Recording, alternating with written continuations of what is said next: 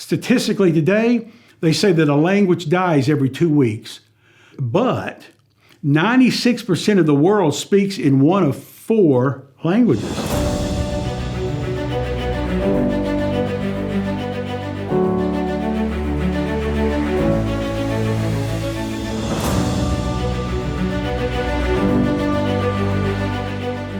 Welcome back. We're on episode 29. We've been discussing misunderstandings about what a missionary is, and this is actually a 5-part series on that. Today we're on part 3, which is language. At age 11, I felt a call to missions. From that point on, I listened and learned from every missionary I met. I became convinced that I had to learn another language to be a missionary merely by their examples. Hence, as I grew older, I naturally wondered why missionaries served in England, Australia, Belize, and other English-speaking countries. I was a little bit confused. As I began to study the Bible, which is not a bad thing to do if you're going to be a missionary, I couldn't find any place where Paul preached to Gentiles in any language other than Greek, a language as familiar to Paul as English is to me. As I studied his ministry methods, I began to see a pattern emerge. Paul never had to attend language school. His emphasis was on penetrating cities that were the cultural seats of a surrounding region.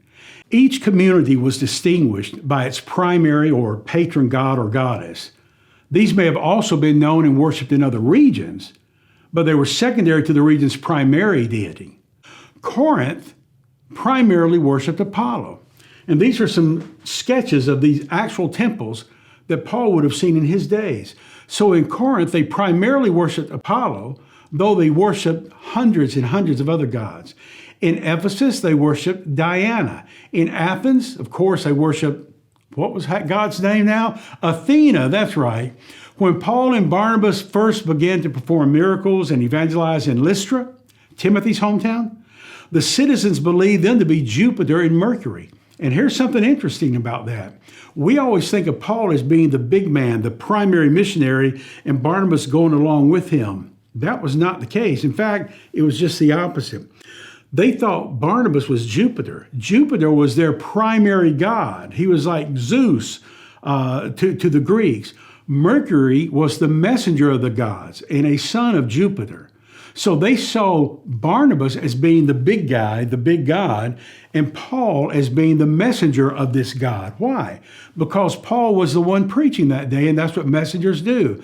They carry forth the message of the big guy. So besides each region having its own regional God, they also had their own regional language, just as Paul had his native language of Hebrew. Through military occupation, languages often died. But even when a local language survived, the people typically were forced to speak the empire's language. Statistically today, they say that a language dies every 2 weeks. But 96% of the world speaks in one of 4 languages. So then it's not the languages you speak that makes you a missionary. It's the message you proclaim. You know, I've served as a missionary for nearly 40 years. I've preached in I don't even know how many countries, 40 or more countries. I speak English, kind of. I speak Spanish fairly well, but I don't feel I speak Spanish well enough to preach in it. There's no telling what they'd be coming to the altar for if I was preaching in Spanish. But everywhere I go, whether it be a Latin country, India, Pakistan, Romania, Ghana, it doesn't matter. I always have an interpreter. They can preach the word. So we need to get away from the idea that a missionary has to be bilingual in order to be a missionary. Missionaries don't always have to be bilingual if English is well known locally or if they have an interpreter.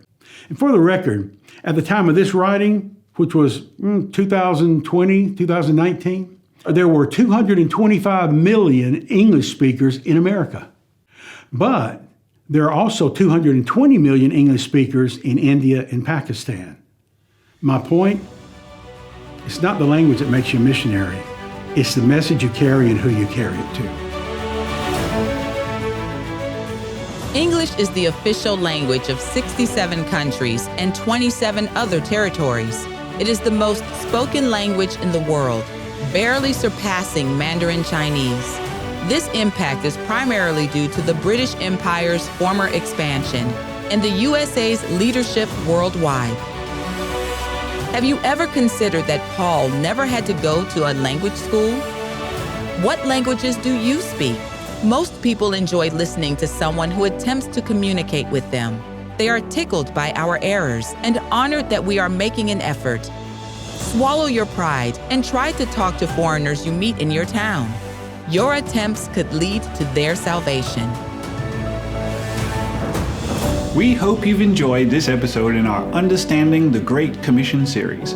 If you'd like a copy of the book, it's available in paperback, audiobook, and digital download.